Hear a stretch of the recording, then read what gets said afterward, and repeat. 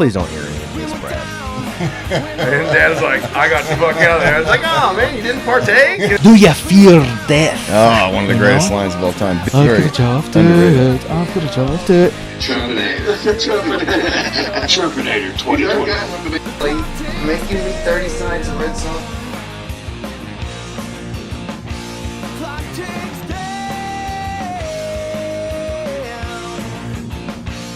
Listened to so much. Are you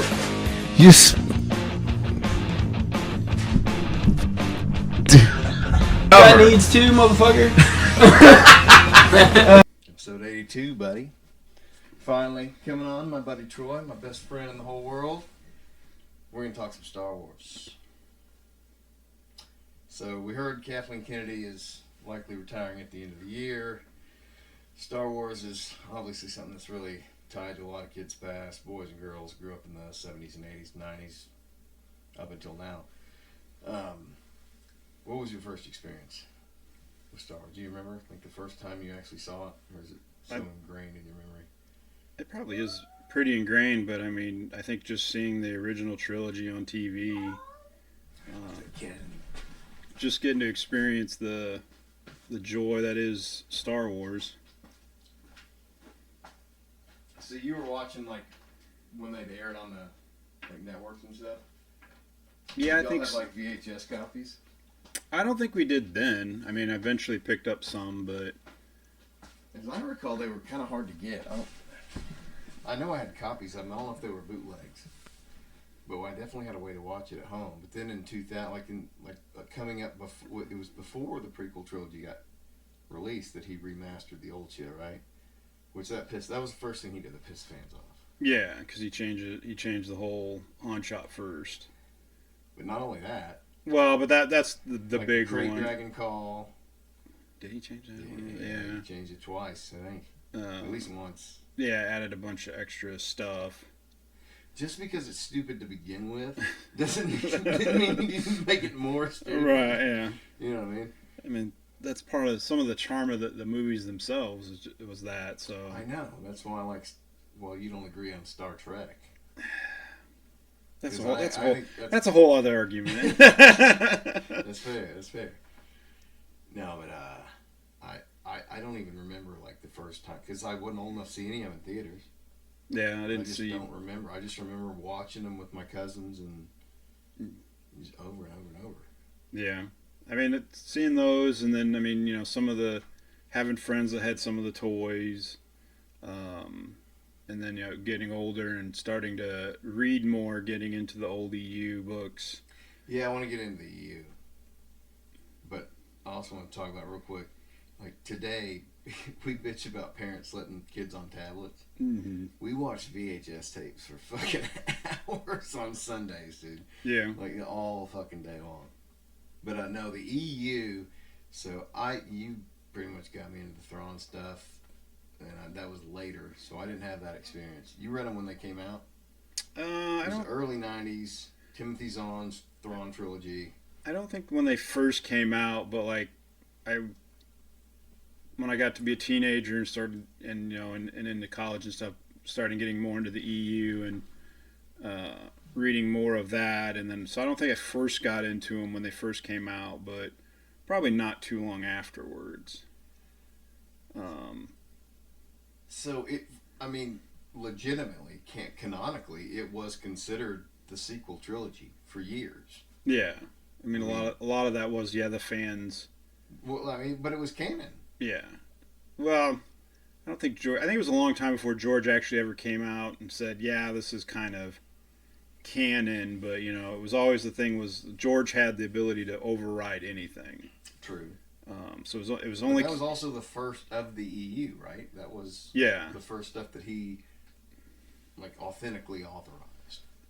Yeah, I think authentically. Yeah, Heir to the Empire I think was the first. Yeah. Publication that Lucas whatever they were called back then. I think it was Lucasfilm. Yeah.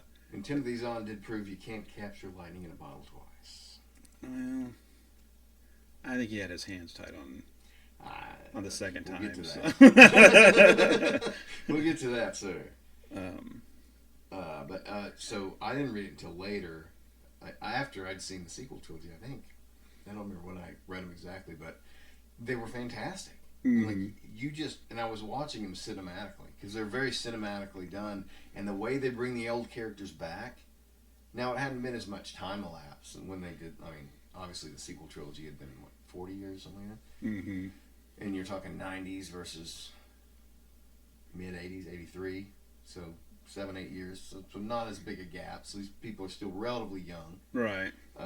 But you could see this playing out, and the twists and turns, and I mean it was phenomenal. Just great writing, not even Star Wars. It was just a good story with a great villain. Yep. And they didn't. I don't feel like they captured that on Rebels at all. No, the portrayal was good, but I felt like he was a buffoon that was like completely getting bamboozled by these kids every week.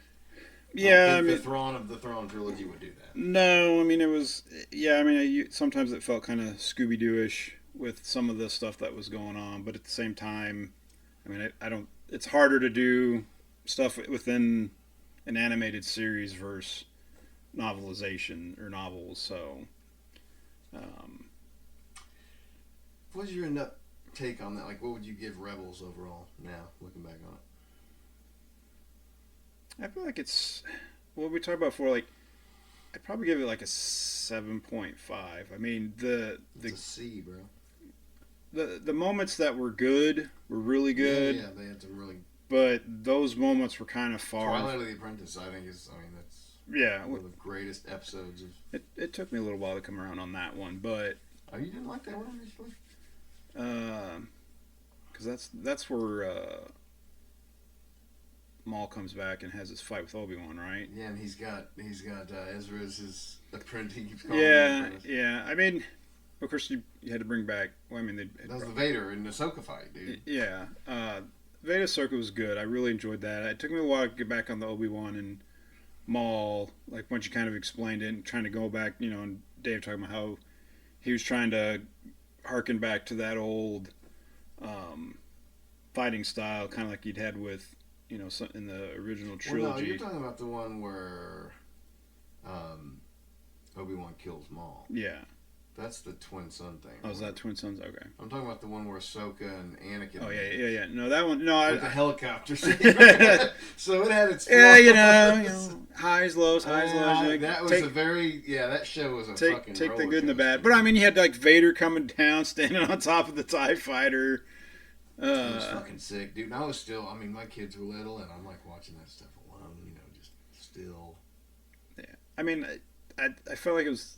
Like I said, like the good moments in it were very good. You still had a lot of like memorable scenes, but there was so much in there that was kind of just kind of childish and buffoony. Well, they were aiming toward a pretty. They wanted to capture a wide net. Yeah, I mean they tried to put as much stuff in for fans. And I did appreciate the stuff they did for fans. Yeah. That Filoni treated it very respectfully. Yeah, but they were trying to catch younger kids too. Right, like, let's get them right. in. So I appreciate that. It was definitely a much more childish series than, say, Clone Wars was. Right. Which, actually, the Clone Wars animated series was really cool. Yeah. The cell animated one? Mm-hmm. Yeah, the like the anime style? Yeah. What was that based on? Samurai Jack? Well, it was the same guy that did Samurai Jack did those ones too. I'm not going to be able to think of his name right now. But yeah. They were great. Yeah. Definitely giving you a lot more of the story that you kind of missed in the movies, because they explain how Palpatine gets captured. No, yeah, that's me and Max were talking today about like if you were to tell somebody if they just want to watch Star Wars, like what would a beginner, right? Mm-hmm. You got to watch some Clone Wars, but you don't have to watch all of it. No. It'd be nice to have like a condensed list of like the must-watch episodes. Yeah, you need a machete Not even your best order. episodes, but like, a machete order. There's probably several online. I Yeah. have not really checked into that, but so much of that, like the arc with Anakin on the Force planet. What was that? Arc? Mortis. The Mortis arc. Yeah. Like, why didn't the sequel trilogy go there? I mean, it's why didn't you take from the shit you why? Because anyway, that's where we're going. Right. Obviously, Star Wars nerds here, and the sequel trilogy broke us, and apparently got Trump elected. This is this is a topic that Jason Green started today. He sent me a text that said, the sequel trilogy got Trump elected, and I sat there and I thought about it, and I was like, man, he's honestly right. Because that was what radicalized me. When they always say you don't get into politics until it affects you. Mm-hmm. And it wasn't the price of eggs or my kids or having to scrimp and save. It was when you fucked with my Star Wars. Right. And it was a slow play, Troy. Mm-hmm. Because Force Awakens had us talking. We were disappointed. Right. We were not pleased, but we were satisfied. Would you agree with that? Yeah, we still pacified. We still had hope for the future. When we talked about it nonstop. Yep. Like the nerds we are. Constant theories coming out. Different things. And the problem with that kind of thinking is you create this grandiose thing that nothing can achieve anyway. Right. You take all the best ideas you hear on the internet, and then the movie doesn't live up to it. Which is why AI should be writing movies. Make it cool. Right. And now, it's probably, I don't know, it's getting pretty wild. Very. It's making video games. Yeah. You seen any of this shit? No. People are... Well, I mean, I've heard and seen some of it a little bit, but not a whole lot. Like, people are having it program the code to make, like, Wolfenstein. You remember Wolfenstein 3D? Mm-hmm. Like, people are having it program like that kind of Maze Runner shit. Hmm. And it's making video... It's insane. Yeah. But that's a technology conversation. But we were talking about it. We were theorizing. Right. And the EU comes into play. You're talking about what Rebels had set up. Thinking about who could come in. And they just shit the bed with The Last Jedi. And you got us tickets opening night. Mm-hmm. We go in. It was 2 years, right? Between them? Or was it 1 year? I don't even remember now. I think it was 1 year. Came up. Was it? Yeah. Regardless, it had been a long wait. We go in. Luke, and I just remember Luke getting that lightsaber and just throwing it over his shoulder, and it just felt like falling out of an airplane. Like your heart, you're like, bro, like, what? I don't know, and then right then, I never got my heart back. Yeah, it was like that's like you better be setting that up was the something. Moment. Like if you talk about when was the moment, that was the moment. Yeah. Did you feel that way at all? I mean, it was definitely like, I hope there's some sort of payoff for this. I'll pay you back, still will. But it was just, I think just watching it just kept, my hope for the payoff just kept going down and down and down. And he's just drinking the green milk and just giving you the eye. It just got worse and worse. Yeah, it was just like crotchety old man who's a bitch. And refused to fight anymore, which was not the Luke of the Thrawn trilogy. No. Not the hero you wanted. And then the Thrawn trilogy, he did have to overcome a lot. Mm-hmm. A lot of shit happened to him. Yeah. No, I mean, just coming out of that movie, just so disappointed and just so confused and defeated almost. And yeah, I mean, I think it was just like, how do you recover from this, at least as far as we were concerned? Like, how do you recover from this? How do you overcome what that mess was? Right. And there was still hope somehow for episode 6. Like, they'll fix it. Right. They'll retcon it. It will be a dream. They got to do something, yeah. And they overcompensate. Like, it was like they were veering this way, and then they just crashed it into the other side.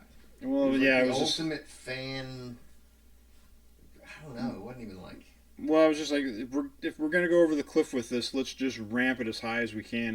And it was just like bringing everybody back and trying to do so much fan service. Fan service. That was what I was. But then it's like, oh, Palpatine's back again, and it's like, oh, okay. Yeah, that's the big reveal.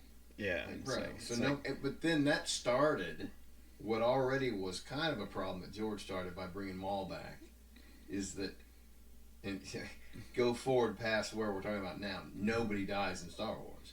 It became a fucking soap opera. Like, I remember being a kid, like, in the summer, and, like, being around the house, and you'd hear this character died or whatever, And then it's like he'd be walking through the house and like, Franco's back. He wasn't really dead. Yeah. But his wife moved on, you know, and you're like, damn, that's some crazy shit. What is she watching? Dude, that's how I'm so fucked up. It was just his twin that he didn't know that he had. Yeah. Or it was a twin. Yeah. They'd bring the actor back, but it was the twin brother. It was the twin. Yeah. Oh, my God. His name has an E on the end of it now. Dante and Monte. Yeah. Whatever. But yeah, so Last Jedi was just soul crushing to me, and Jason, I know you'll watch this eventually.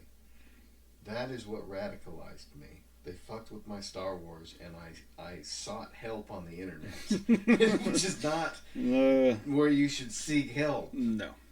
But I found a voice on YouTube. And it was Geeks and Gamers, and it was the only person I could find that wasn't sucking the dick of Disney, who said, this movie sucked. This was trash. They made Luke a bitch. They had a girl boss, right? Like, it was just, there were a lot of like, it was just a mess. The plot went, there was a whole, I mean, you talk about the Poe Dameron, or not Poe Dameron, what was the arc that went, who was the chick? With Benicio del Toro and Finn and Rose. Rose. Yeah. Finn, Rose, and Benicio del Toro, whatever the hell he was called. Right. Name? Yeah, I don't remember what it was either at this point. Yeah, He should not have done that, by the way. He shouldn't have taken that money. No. He's tied to that forever. Yeah. But that story had like no purpose. No. It was just in there. Well, we've got these actors. We need to do something with them. And you're running out of gas and space. I mean, there's a lot of problems. Yeah. Arcing the shots.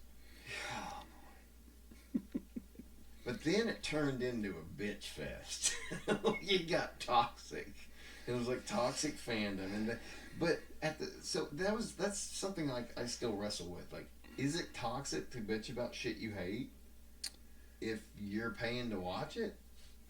I don't think it's toxic to complain about it, but I think to the degree that some of those people were. Some people shit on everything, no matter what. Is that what you're talking about? Like, no matter what they do? Well, I mean, yeah, there's that, but then, like, I mean, when you start kind of, like, attacking people or attacking the actors and, you know... Well, a lot of those actors bring it on them damn selves. Well, they come out and antagonize fans all the time, and you know it.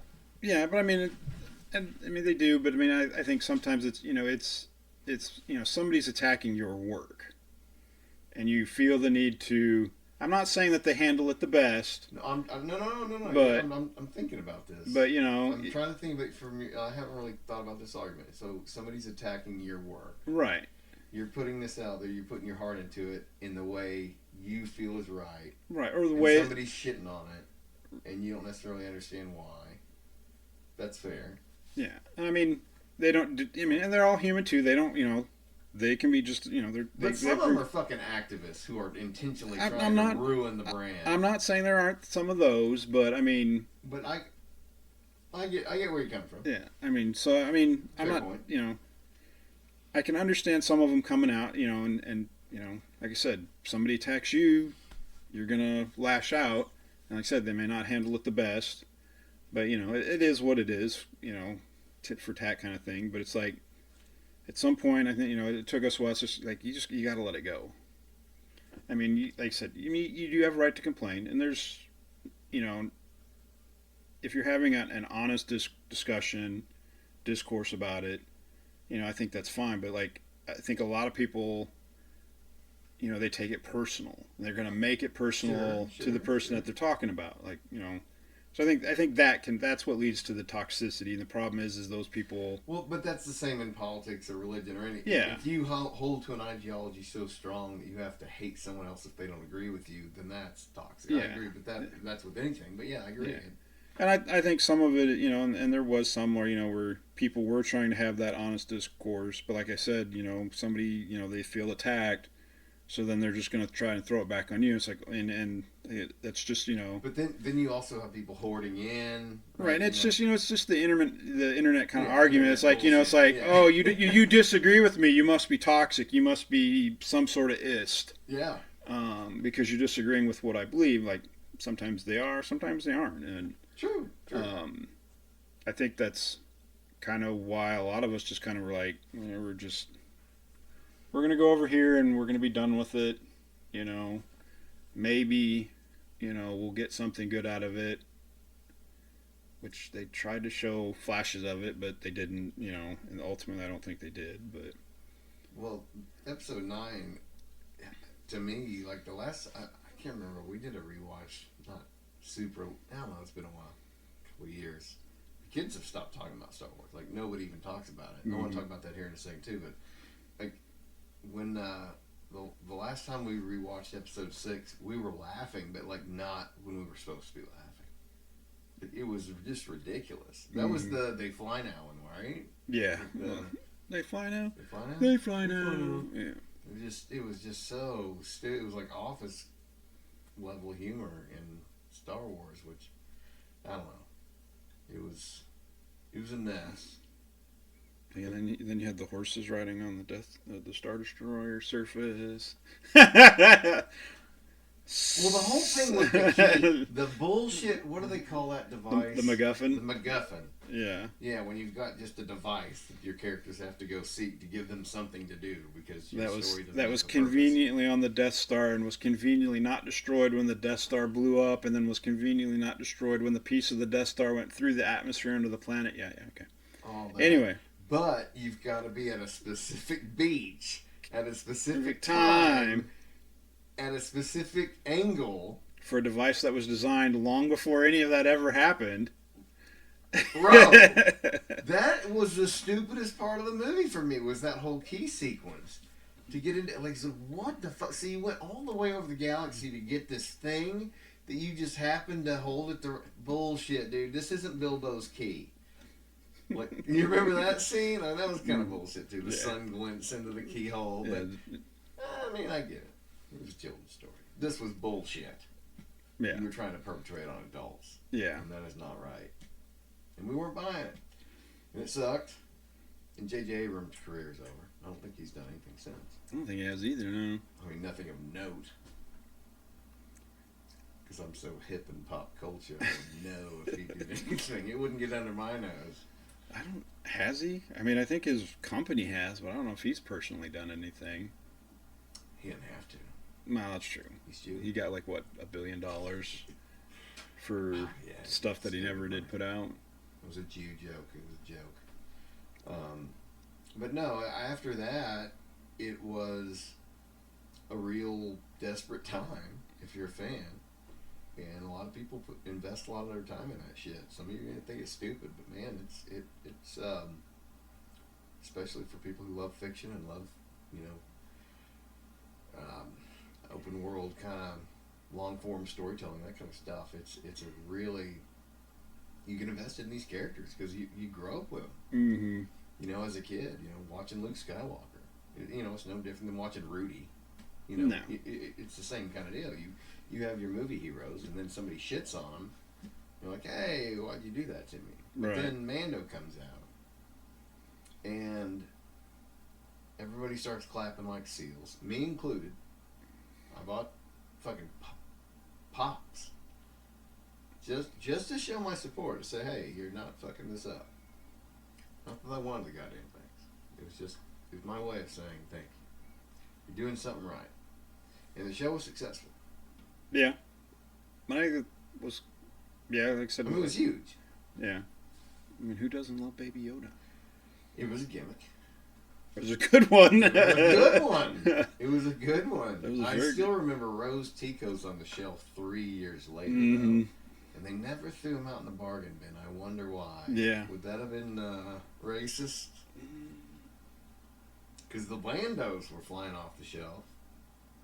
I mean, that's what the Finns. Finn was a popular character. They screwed him, though. Yeah. He had nothing. After that first movie, it was like, y'all just dropped the ball. And I think, didn't John Boyega say something about that? Yeah, that was y'all one of his... fucked me? That was, once the movie... racial diversity... Once the movies were done, mm-hmm. He wasn't necessarily... I don't know if he was super supportive of the movies when they were coming out. He was not happy with their relationship, though. But yeah, once they were done filming... Well, he said they used him in an interview. Like he made a point to say like Yeah.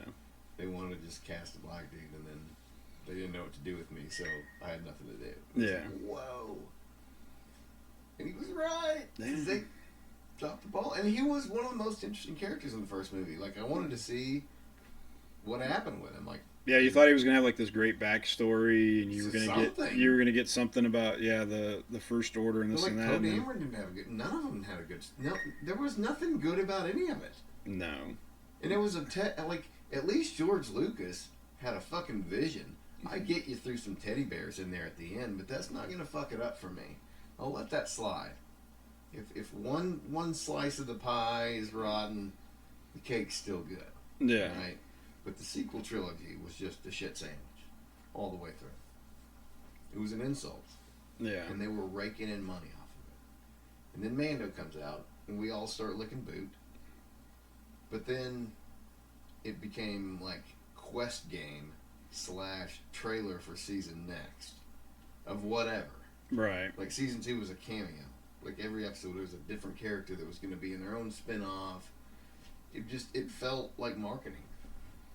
Yeah, I think there was a bit of a letdown for season 2. Like I said, season 1 we were like, this is good. Like you're setting up some good groundwork. You know, you've got some good characters. We want to see where they go. Be kind of interesting to see what kind of stories they tell. But yeah, you get into season 2 and it's like, I mean, they're still doing a decent job with some of the character development, but yeah, like you said, it's just here's a cameo for this, here's a cameo for that kind of thing. And by that point, it was like, by the time Ahsoka came on live action, like I didn't really even care that much. And I watched the Ahsoka show, and I wasn't invested, didn't care. Yeah. By that point, and I don't know, it was like kind of a dirge. It was like I just want to see this out. But anything after this, I just don't care. Like I didn't get through Andor. We were watching it. No, because you had season 2, and then you had Boba Fett, which a lot of us just call. Well, that was a shit fest too. Which a lot of us just call Mando 2.5. Yeah. There were some interesting things in it. I mean, there were some cool moments. I'm not going to shit on the entire thing, but it was a story that didn't need to be told. You shouldn't have brought this character. That's another thing. So nobody dies. You bring Boba Fett, Darth Maul, the Emperor. Who else? There's more. Lots more. Yeah. Well, I mean, nobody fucking dies. No, I mean, and some of that. I mean, that was in the EU. You know, Boba Fett did survive, and he is in the old EU. You're going on to deep EU, so I haven't gone. Yeah. So I mean, some of that didn't upset me near as much as it did to some other people because I had read the EU. A lot of people, the old EU, and a lot of people hadn't. So it's like, and I'm like, well, you know. Comic books like to do that too, you know. Nobody ever dies. Like I said, it's like just like a soap opera. There's always a twin or a clone or a parallel universe version of them that suddenly appears. But I think at that point it was like some of that was just like it's not good storytelling anymore. You're just, you're just throwing stuff out there, hoping it sticks, and it's not. Well, they were literally doing that. They were pitching. Remember those releases? Mm-hmm. They'd come out and just announce 100 shows and just see what got the interest, and then they'd cancel the rest quietly. Yeah. Patty Jenkins' movie got canceled. You know, like it's just stupid, and people saw through it. I think. Yeah, because then it was like you had they were gonna do the Dave and Dave, or the Game of Thrones guys. They had their trilogy, and until Game of Thrones bombed.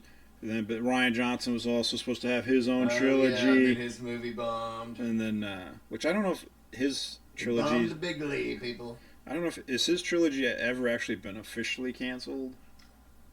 It didn't matter. Yeah, I mean, but... it might still be on the law books, but nobody's enforcing it. Nobody's giving him that money. Let's put it that way. He's never going to get that money. But then you had that, and then we had Obi-Wan. Oh, which that was kind of a further shit on fans, really. Yeah, I mean, that was like... I forgot about Obi-Wan, and I did it intentionally. Well, it was just... Took a lot of beers, like, to me, like... Yeah, I know. But to me, like, Obi-Wan is almost like... me personally, it's like almost a good personification of the Kathleen Kennedy Star Wars. Like there was so much potential there, and they had an And people opportunity. invested. People wanted to watch it. Right, like I was. With Ewan's there, I want to be. Yeah, there. like we were excited. About we were excited Again, about it after multiple. So it was like, fucks. well, it was We've been a cautious excitement. It's like. Fair. I want to see it, but we've seen some of the other stuff, and we know what you know. Like the last 2 times we went in there, we got raped. Right, This time, it's like shame on maybe me. there'll be cake. It's like shame on you. But if I go in there and I'm disappointed, well, it's gonna be my fault because Exactly. I've, I got raped a third And time. I mean, the first 3 episodes were really good, and then We it got raped. it That's the just end of the it just got fell off the cliff, and it's just like. Well, God, it was just so bad. Well, Reva? No, what was her name? It was the chick. It was the Inquisitor. No, she didn't die either. Remember, she got fucking run through with a lightsaber. The next episode, she's back. It was just so stupid. Yeah. And then it was just like these people. That's when I knew, like, truthfully, that nobody's running the ship, and it wasn't just there. It was like anywhere. Nobody knows what the fuck they're doing. Yeah. It's just insane. The helm has been lost. Yeah, so I don't know what kind of arguments they were having over there, because I mean Andor had already come out at that point too, but we had no interest at that point in watching it because it was a character that you didn't care about in the movie. You didn't care about. Like Rogue One was okay. I know you liked it a lot when it first came out. How do you still feel about it? Like, I don't think it's a necessary watch. Probably not, but I mean I still think. I think as far, like, story-wise, it's a little weak, and it's almost just a good standalone movie. It is a very good standalone movie. If you just wanted to watch a cool movie, it's a good movie. I don't think it's necessary. And I think the problem was, like, I think the characters that you like, or that you kind of like, and you get kind of invested in that, are the secondary characters. You know, God, I can't think of anybody's names. But you had the 2 guys. You had the blind guy, you know. Yeah, no, he was cool. Yeah, and, you know, and his buddy, like, they were very interesting. You had Saul Guerrero show up there for a little bit. Saul's a very interesting character. Who voiced him in Clone Wars. Right. Forrest Whitaker. But, like, as far as, like, Andor and Jyn Erso, like, to me, they were not very good characters. I didn't have any or at least to me they weren't good characters. No, I you're wasn't absolutely invested. Right. The main characters were lame. It was all the second. And the droid. Damn, we're old men. Yeah, I know. But you know, he's like, you know, that he was a funny droid. It was good to see. You know, he was great. Wasn't that the dude that played in Firefly? Yeah, the voice. Pilot. Yeah. What was it? Andy. Is it Andy Turkis? I'm not gonna remember. I'm talking about the character's name in Firefly. Oh, I don't remember that. God damn, I haven't seen that shit in a while. Max and Julia watched it though recently. Yeah, but so I mean, and you know, you get the great Darth Vader scene there, you know, in the hallway. Just, you know, I like that scene where there's the fire, and he's got 100 henchmen around him, and he either won't walk through it. You can't force fire away. You can't throw your henchmen through it. Like it was just totally like, if you really want to get this guy and this is your only chance, maybe ever, make a move. Like, was he really that paralyzed by that? Like, maybe. Wait, are we talking about Rogue One, or did you switch back over to Obi-Wan? I'm talking about Obi-Wan. Oh. You could, but I mean, it's hard to say. I mean, he definitely could do it. Did he let him go? Like, I could see if that's what the intent was. Like, Vader let him go, but it didn't seem like that because he seemed pissed after that. Like he got away, you know. I didn't feel like I was vibing. No, I mean, like I said, it just what they were. Yeah. And then Obi-Wan dies in that and comes back, right? He gets buried in the pit. Yeah. And then he's trying. So we're now up to 8 characters now that have come back. Well, but you just see him get buried. You didn't see him die. He didn't get stabbed by a lightsaber and then come back. That's a soap opera tactic, and see, you use it. Yeah. 80s kids don't fall for soap opera tactics. We were fooled once when Cody died. Right. But when his twin brother Brody comes back, yeah. We knew. The mole was on the other cheek.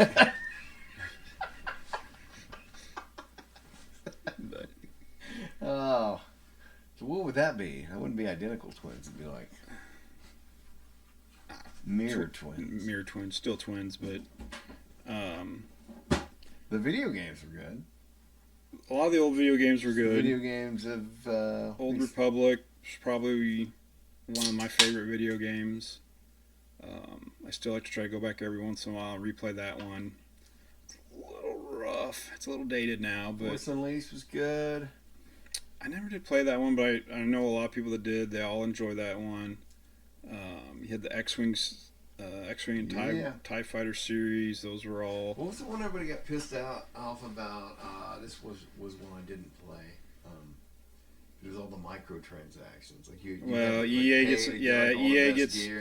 gets involved, and then it's I never played it because it was basically a shooter game, and I don't really play those ones.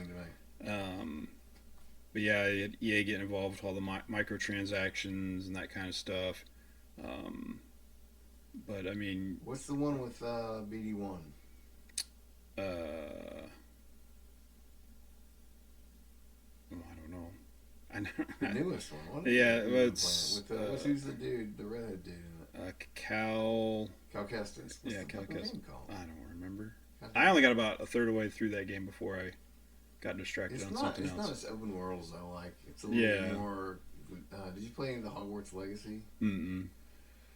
That was very boxed in. Right.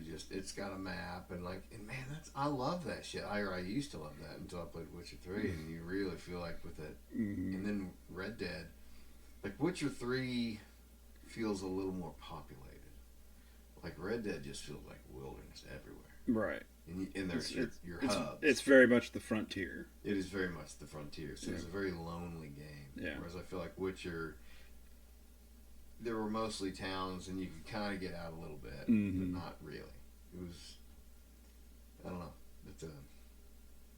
But which game was better?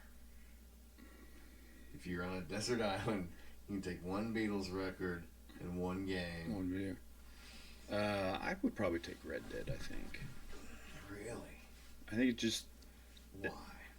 I think just it having more of that open world feel, and just having that kind of freedom to just roam around. It felt open world too, though. Like it felt vast. Yeah, but I mean, you're always kind of bumping into that's true. Other things and stuff, and just a lot more enemy confrontations too. And I think just aesthetically, like Red Dead feels a lot more realistic. It's the most American experience I've ever had. It's very immersive.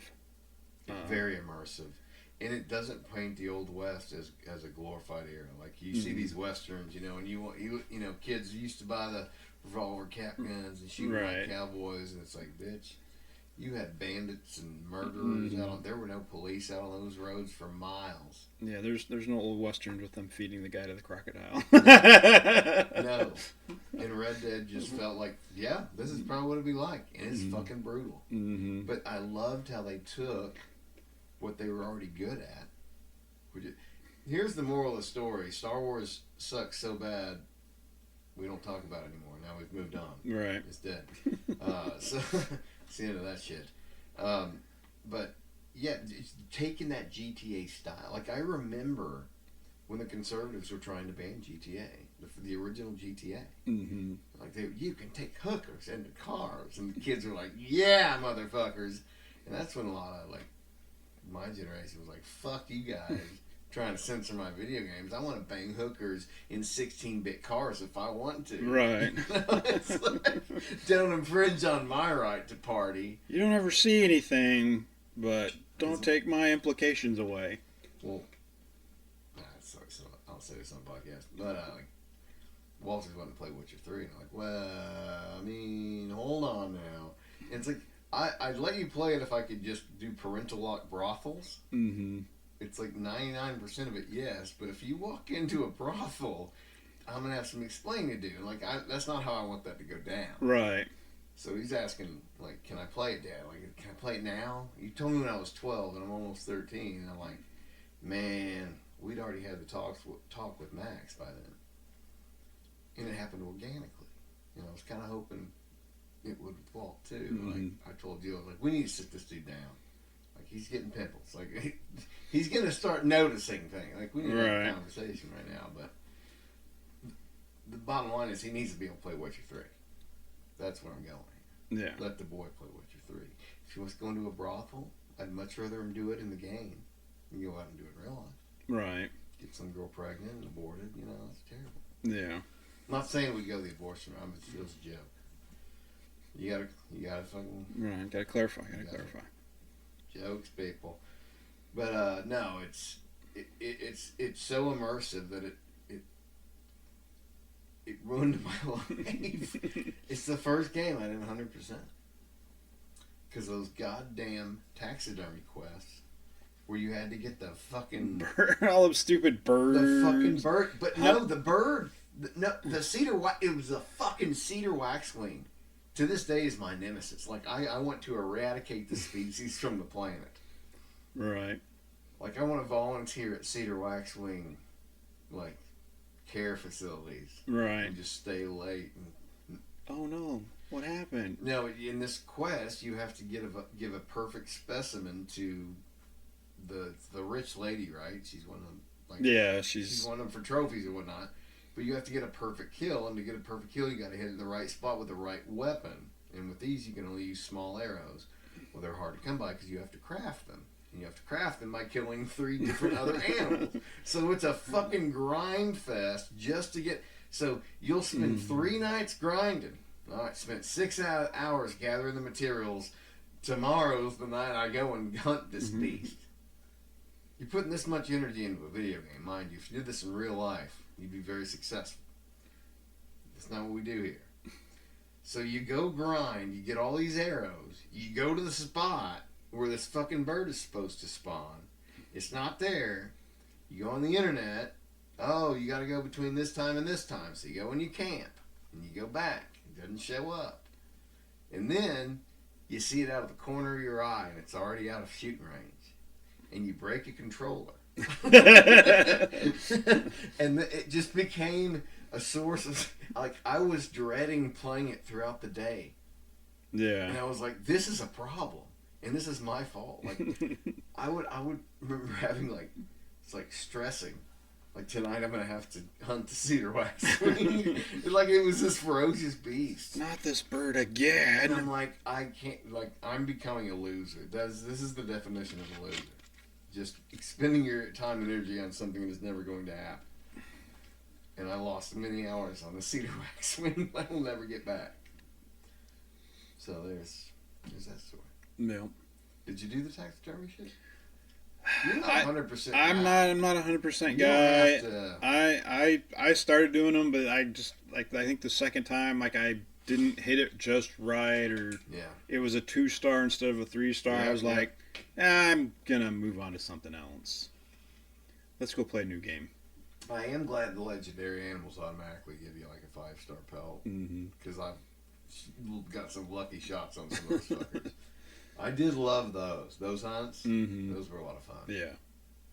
And the fishing, did you do the fishing? I did some of the fishing. I don't think I got them all, but it took me forever to get the game mechanic on. Like I wasn't doing it right. I fucking went on YouTube. And it was like, here's the trick. I was like, oh shit, that's not how the game explained it at all. Or at least I understood it. And once I got good at it, I was like, all right, now I can reel these motherfuckers in.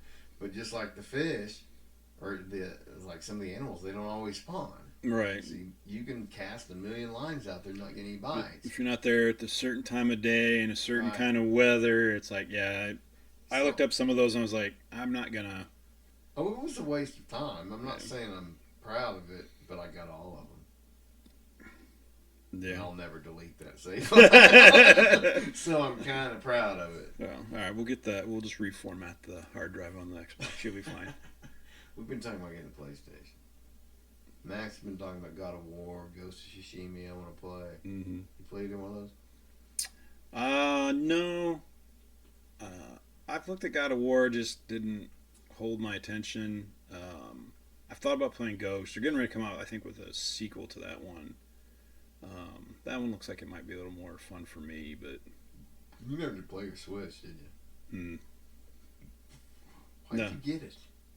because I thought there was going to be games I wanted to play on there. My brother owed me some money, so it was like, you know, spend it on something. Yeah, it's like this is money I already basically wrote off. I might as well. Yeah, so it's like, something. I'm not going to buy it if I go out and do it, but if somebody owes me some money, I'll get them to go do it, and then I don't feel so bad about it. That system came out in 2017. Yeah, they're getting ready to come out with the next gen of that too, aren't they? The Switch 2. 2. Why would you not call it the Super Switch? Like, I wish I'd have been in that meeting. Like, yeah, the Super Nintendo. It's a callback. Right. And it's a better name than the Switch 2. The Switch 2. Because the Wii U was not good. No. Anything that Switch 2 Wii U sounds way too close. The Wii U was a fucking disaster for Nintendo. Damn near ruined them. Maybe they thought it was a little too on the nose, since they already had the Super Nintendo. Super Nintendo. But Super Nintendo has fucking value in the culture. Yeah, I guess that's back to it. That's true. The Super Switch. Remember when they did the Super Nintendo? So this is the new Nintendo. Are they gonna come out? If they did that, then they have to come out with the Switch glove. Let's talk about. So, a lot of people. Here's the thing about tribalism. You have to pick a side no matter what. So you have to hold one ideal in your mind. Two things can be true at once. Nintendo was awesome. And Nintendo fucked up a lot. Yeah. The Power Glove was one of the first instances where people started smelling some bullshit. Because on those commercials, it looked like the fucking shit we have now. Right, yeah. He's boxing and yeah. Bullshit. And they wanted that back then. And they planted that seed. And so when the Wii came out, it was like, oh, they finally did it. I think they kind of long played people. Maybe? Seems a little convenient, but yeah. And they made a limited demand. Because it was new technology. There was no motion control shit before the Wii. No. Yeah, I remember everybody being excited and it being revolutionary and then kind of just falling flat after a while. Because they just didn't bring in a lot of games. Well, they can't. Which I know that's been a big thing for Nintendo. Just nailed the nail in the collar. Like that's always been the problem. They can't develop their own games fast enough. They've got too many properties, and they're too protective of their right. Like they won't just hand them out. Like if they just outsourced their games to really good developers, they could produce so much content. Yeah. And people would fucking buy it in a heartbeat. I know I would. But they're so protective of it, and I get that. And I appreciate that. You want that game to be great. Yeah. And when it comes to game content, I think most of what they put out is great. At least they're big titles. Yeah. But like the Power Glove was a fucking stain on humanity. And then they also have the mat too. I don't want to talk about the mat. We're not done with the Power Glove yet. But I do want to talk about the mat. Did you ever play a Power Glove? No. So it was an NES controller on a glove. Right. So you basically were having to play with the money. In that fucking sense. It was garbage and it went away immediately. Yeah, I don't even know if I ever knew anybody that actually had one.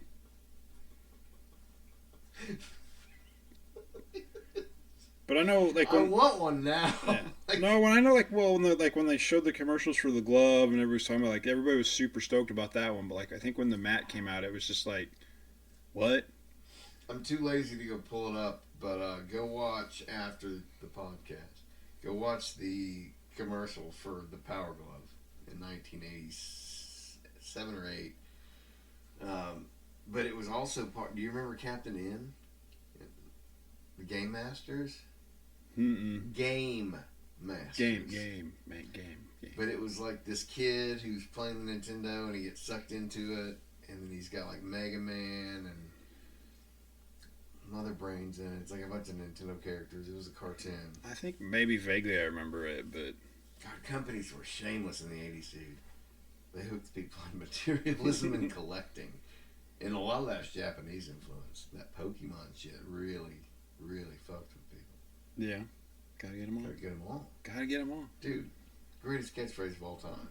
Even Trump can't beat that. You gotta get them all. Gotta catch 'em all. Although if you're playing countries, we might be tough to that. Greenland. Yeah, good luck throwing Pokeballs at those ones.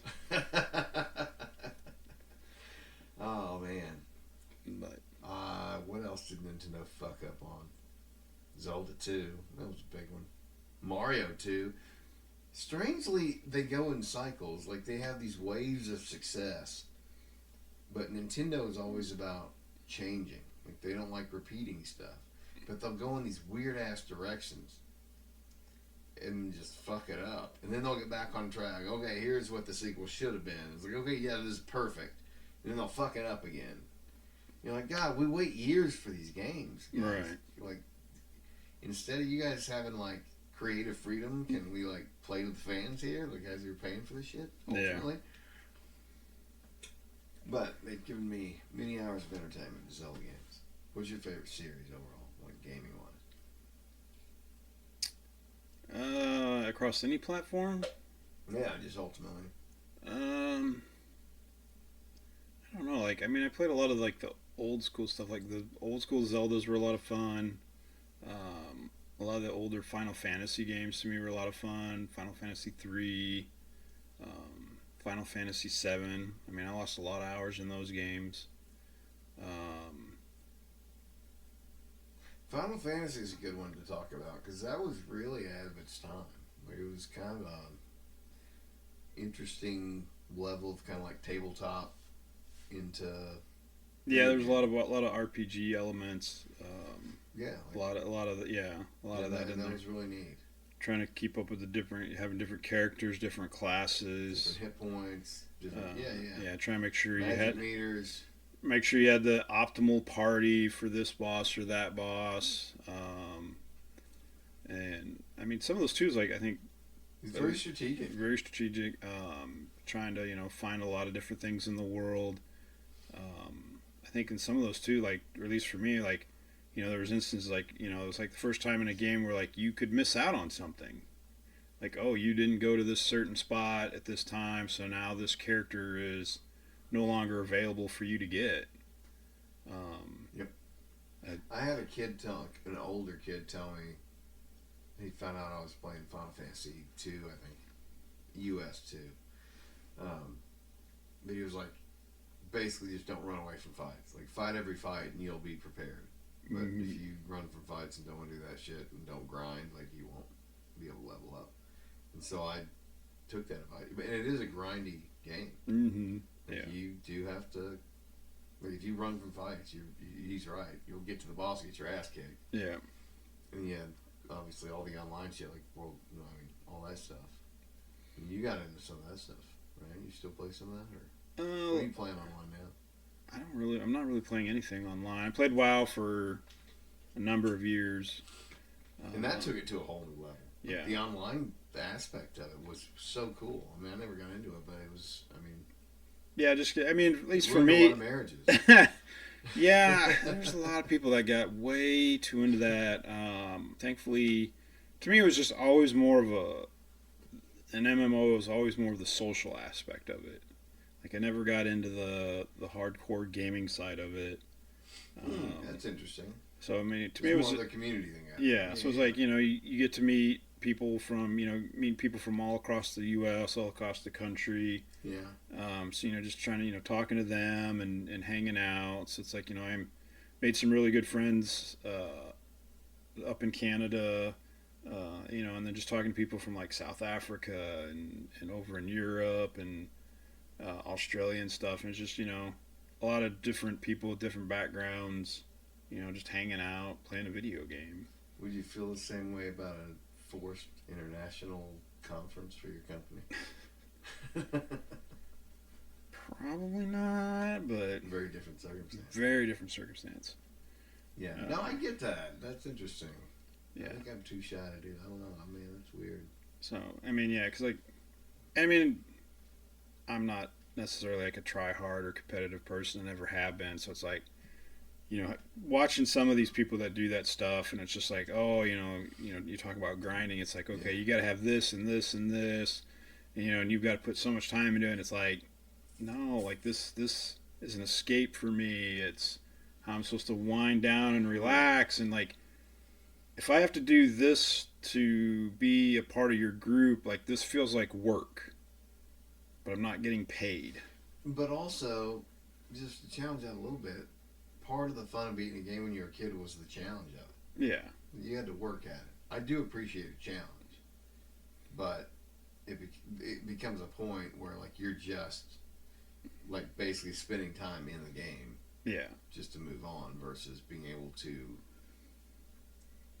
adapt a skill, like make a jump. Like in platformers were, like that's the one thing I'm better than my kids at. Like they're better at everything else, all the 3D shit. But when you go to 2D platformers, these kids can't hang.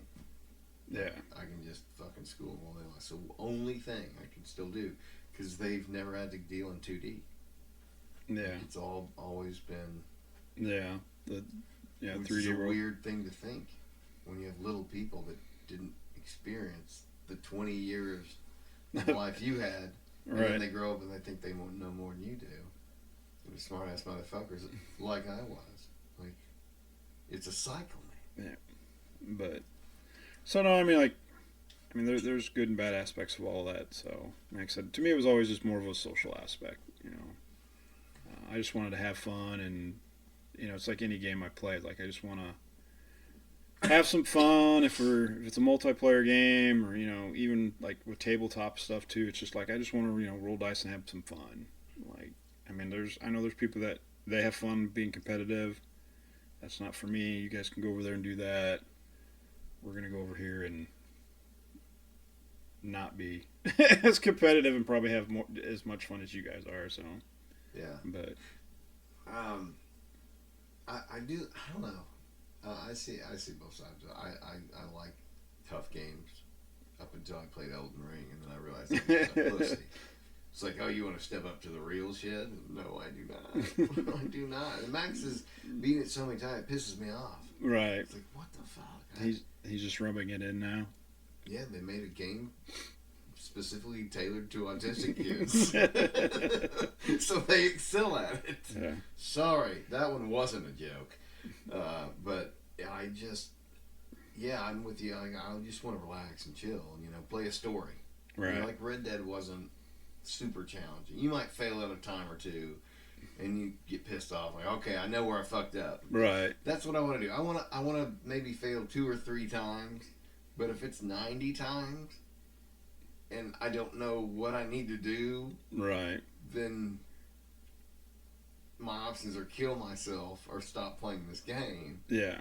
I don't want to have to go to the internet for every single boss fight. And that's where I was, and I realized like this has passed me by.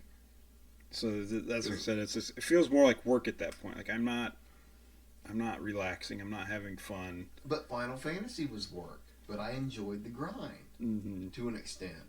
Like Yeah. I don't know. The world's gotten faster. Like I can't hardly read books anymore because I feel like I got to be doing 2 things at once. Got to be listening to a podcast, doing something. If I read, I can't listen to something. Right. So it's like, well, I'm losing half my time. It's a really dangerous place to be as humans, because like we went from a world where our grandparents grew up, where the man went to work, the woman stayed home, cleaned house, took care of everything, and then the husband came home, and then we got into, I actually probably before World War II, right? And then during World War II and after, you started seeing women near the workplace more. And so now you've got dual income families, which is interesting because now not only are you having both parents work, you still have the chores on top of that. So now you divide that labor, and we're still trying to figure that shit out. You're having to multitask more and more and more. And you have more and more and more demands. You've got texts and social media and work emails, and like people are just so frazzled all the time. And it's no wonder everybody's on fucking drugs. Yeah. It's like everybody I'm not one to fucking defend pharmaceutical companies, but like people are begging them for shit. You know what I mean? Like it's not like people don't want drugs. They want drugs to fix all their problems without actually. I saw a good meme the other day. It was like well, you have a disease because of your lifestyle. And the lady says, oh, so I need to change my lifestyle. He's like, not at all. We got a pill for that. And I'm guilty of that shit. Mm-hmm. You know? Like, it's easy. But, man, these billions of fucking dollars they're getting off of us for being lazy. Yeah. And then sponsoring our media. That was dirty. That was dirty. Buy up the media companies. Even Fox. Do you think the media's dead? Like the mainstream media? I'm gonna say the mainstream media as we know it, and as our parents know it, probably is. I just think that mainstream media will just become something else. You know, it used to be newspapers, and then it was TV. Dude, I doubt my kids have ever even seen a person reading, like, they know what newspapers are. Right. Like, I don't think they've ever seen anybody read one. Right. Well, when was the last time you even saw somebody reading a newspaper? I never read them growing up. I was like, I don't want to read a newspaper, you know. Yeah. I didn't care. Well, I mean, but even I was old enough to care. I had the internet. Well, I was to say, yeah, and even by then, you had, as kids growing up, we had TV, and then you have the internet as we got older. But our parents had TV trays, though. Yeah. I feel like we kind of backslid a little bit, or I feel like they were more lenient in the 50s on eating in the living room than when I grew up. Maybe it was just my mom, but like you couldn't eat in the living room. It's like you ate at the dinner table. A lot of Southern families, most of the families I knew, wouldn't let you eat in the living room. But you saw fucking, my dad even said it, and his parents would eat. They had TV trays. They'd get a tray, get the food, and go watch TV. Yeah, that's usually how we are. Or we were when growing up. I mean, you just had the TV tray. See, we did. Yeah. Huh. See, we just weren't allowed to watch TV, and we were very resentful of it. That's why we rebelled. Yeah, but I mean, I think some of that, like I said, we just wanted the freedom to choose. Is for I think for like my parents, probably your parents too. Like, the TV was the kind of the new thing. Or like for not the TV. Our parents had TV. Well, but I mean, like for like our grandparents and stuff, the TV was the big thing coming out of Yeah, for sure. In the 50s and the 60s and stuff. So it was you used to gather around the radio to listen to radio shows. So then when the TV came out, it kind of replaced that. And, I mean, I'm sure there was people that still wanted to be old school about it. And it's like, well, you could probably sit in the living room or in the dining room and have dinner and listen to the radio. Yeah. It's a lot harder to do that with the TV because you got to be able to see it since it's a TV. So you just migrate into the living room. We've lived through some crazy shit. But I know, like, talking about at least watching in front of the TV. Like, I mean, I know when I growing up, like, we usually tried to all sit in, at least as a family, to have dinner and stuff. And then like when I got older, it was like, well, then you had a TV in 2 rooms. Okay. So we had the living room, and then we had kind of a den, right, or family room, as I think was what we called it. There was a TV in there. So Mom might want to watch one show, but me and Dad would want to watch something else. So then you have that fight of who's going to watch the show, and it was like, well, now we have 2 TVs, so you can watch your show in here. We'll go watch our show in the other room. Right. Or, when we got the Super Nintendo, that was out in the family room. So it's like, well, I'm going to go try to convince Mom to let me go out there and eat dinner out there so I can play video games while I'm, eating and stuff. So nice. Yeah, the Super Nintendo, man. I remember back then you could put the video games just out on the aisle, and kids would play them and respect them. And then at some point, they started stealing the controllers and the games and the systems, and they had to put it all behind glass. And then they said, you know what? It's not worth it. But then you had internet. You can play demos and stuff now. Which, back then the demos, you went into a store and the game was there. Yeah. And then humanity was trash, as we always are. We'll never we can't ever disappoint ourselves. No. Because we expect nothing from ourselves. Yeah, I mean, I think that's one thing I kind of miss too. Like, even like you know, when you were a kid, like you would go to the store, like what games are out, what can kind of get an idea of what you might want, what you have to like. Oh, I really want this game. What's the price? You know, try to figure out how you're going to save up the money for that. And I mean, there's we've talked about it before. Like, there's no physical media hardly anymore. Well, there's not, but I want to go back to stealing because it was a joy to be able to go into Walmart while my mom was shopping and go play Super Mario before it was even out. It was like coming out, and you could just go play it. There weren't a lot of kids in there. There wasn't like a line. And you just go play and be like, man, I'm going to hope to have this someday. And these fucking thieves all ruined it for everybody. And even as a kid, I'm like, this shit's not locked up. Like, there's a new controller in a box right there, a new system in a box, new video games in the box. Go steal those and let us play on this. Mm-hmm. Like, I feel like you need to be somewhat intelligent to be a thief. Or you should be. Well, a good one, yeah. Like, thieves are really valuable companions in a lot of video games, a lot of novels, a lot of stories. I mean, the thief is a cunning mind. Right. He knows how to solve problems. Like, you want that character in your party. Mm-hmm. Like he knows how to solve shit. What's the best thief character? It can't be Will Scarlet from the Robin Hood Prince of Thieves. Was he really a thief or more of like a rogue? Yeah, he was more of a rogue. No, I think he was terrible. He was terrible. Dude, that was the first time as a dad I really felt like I lost some credibility. Because, like, before then I'm like 99 and 0. And I'm like, in movies I introduce. Mm-hmm. Like, everything I introduce is gold. Like, I got boys. I know what they're going to like. And they're going to like classics, And we watched Robin Hood Men and things. I'm like, you guys are going to like this one. And they were pissed. And the 99 meant nothing. Right.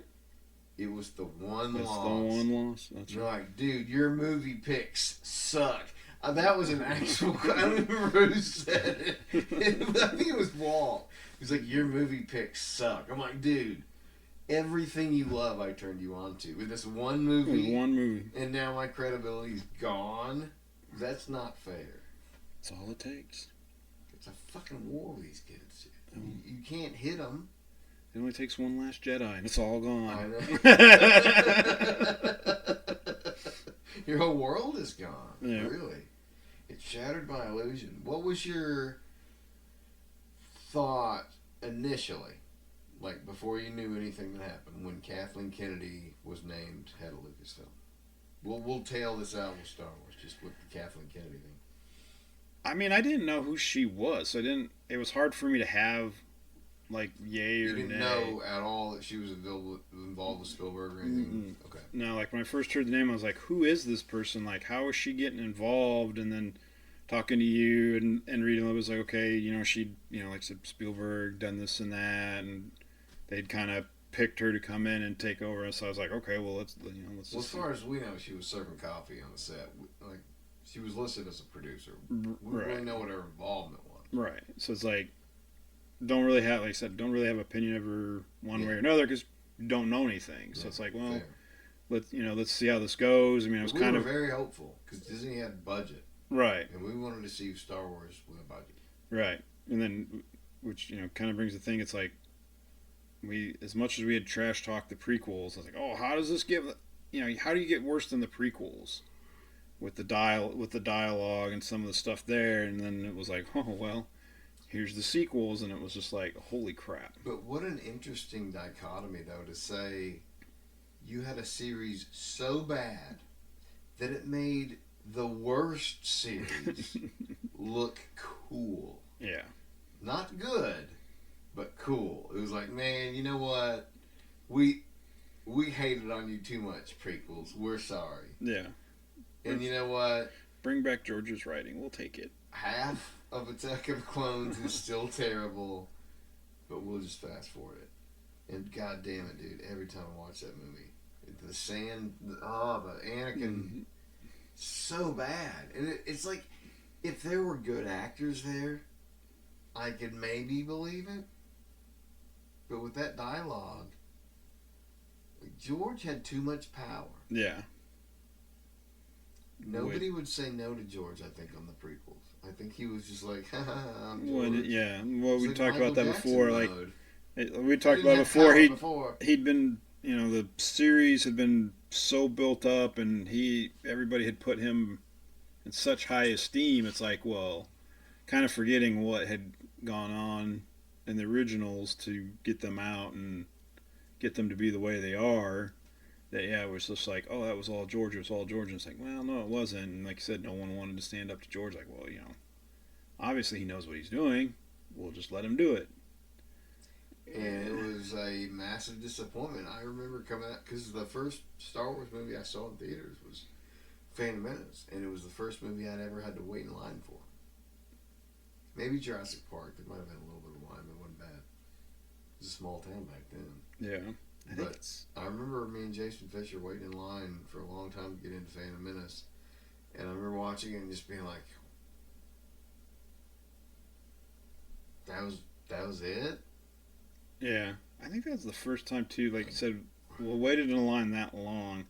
I want to say it was one of the first times, too, like, waited in a line where people had dressed up as characters. Yeah, that's probably the first time I saw that, too. But, yeah, I definitely saw it. You had people dressed up, or had T-shirts on at least, like a lot, Mm-hmm. A lot of people showing their colors and whatnot. But yeah, it was just kind of like being. I don't know if I've ever been that excited for like a trailer too. The Phantom Menace trailer. Yeah, because you had all those stories about people buying tickets to the movie just to see the trailer and then leaving. I can't remember what movie it was that had come out that had the trailer. Oh, that was going to debut the trailer? Yeah, for Phantom Menace, and like... so that movie made tons of money. And it was like... Yeah, I can't remember what it was, but there's all these stories about... film, I'd want some residuals. All these people showing up and just to watch the trailer and then leaving before the movie ever even started. That's crazy, dude. But yeah, so it was... But were you disappointed? I want to say it's been so long. Probably disappointed, a little bewildered. Because, we'd had all those years to build... That's a good word for it. Build up. Just build up. Fuck was that? And then, you watch it and it's like... Okay, like... You know what my takeaway line... I remember walking back to the car going... There's always a bigger fish. Always a bigger fish. That was my take. Like, that's what I remember from that movie. The only thing when I think of that movie, I think of that. Yeah, and because I think it, And you get overwhelmed by the antics of Jar Jar too, and it's just like, oh my god. Oh, and it is overwhelming. Yeah. It's so overwhelming to the senses. It's a bombardment. And man, I am interested in the Darth theory. Mm-hmm. The fact that Jar Jar was like doing Yoda again. He's the fool playing. Right. And if that was his original plan, which is one of the theories, I think he should have stuck to his guns. That would have been cooler. Maybe. Yeah. Mm-hmm. At least would have made a little bit more sense. And Palpatine kills him. Right. Like, to take over. Mm-hmm. And so you see Palpatine kind of... Right. And he is Plagueis, maybe. And maybe Plagueis has transferred souls or something. I don't know. Armchair quarterback. Right. We're back to fan theorying again. Although I do think armchair quarterback in stories is a lot different than a football game. Because you don't have all the intel out there on the field. Yeah. You don't know what they're going to line up in. You got a lot of it's gambling. But with storytelling, just make it cool. There's one rule, right? And Sanderson, that's his deal, right? Like, mm-hmm. What's his rule? Err on the side of awesome. Yeah. And he pretty much lives by that. He does a good job of it. I think he spreads himself too thin. At least he's putting books out. Unlike a certain other author.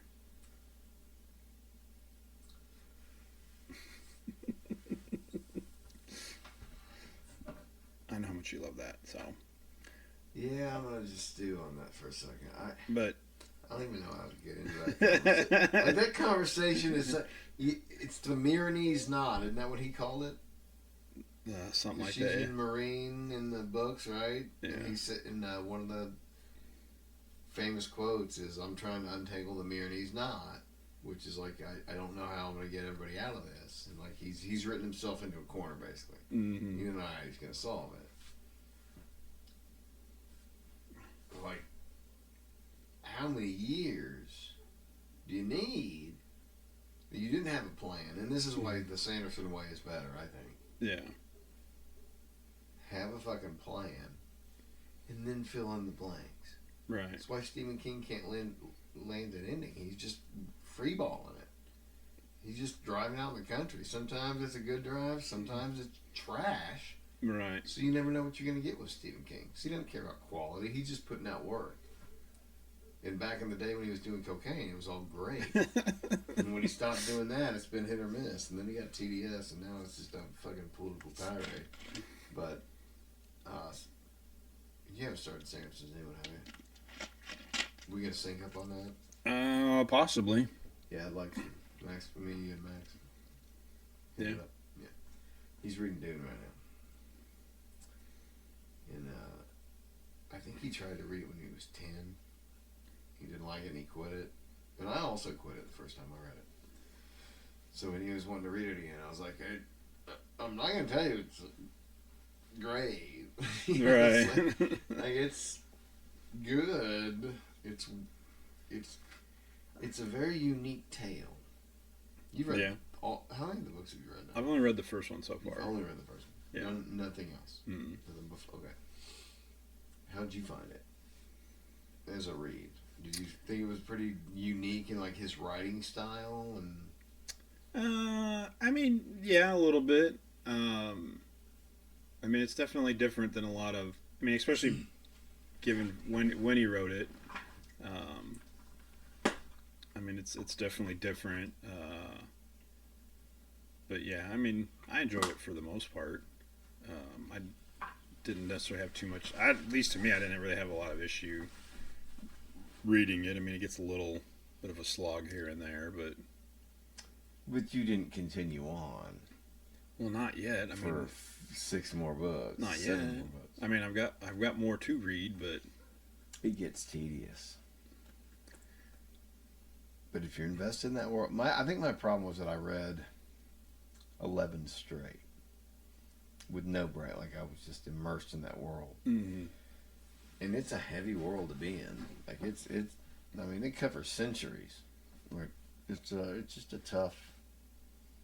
And then like I eventually read the prequels, and they were some of the best ones I'd read. The Legend series, like the Atreides Harkonnen split, Mm-hmm. Valerian Jihad, all that shit. Fantastic book. Holy shit. Hold on.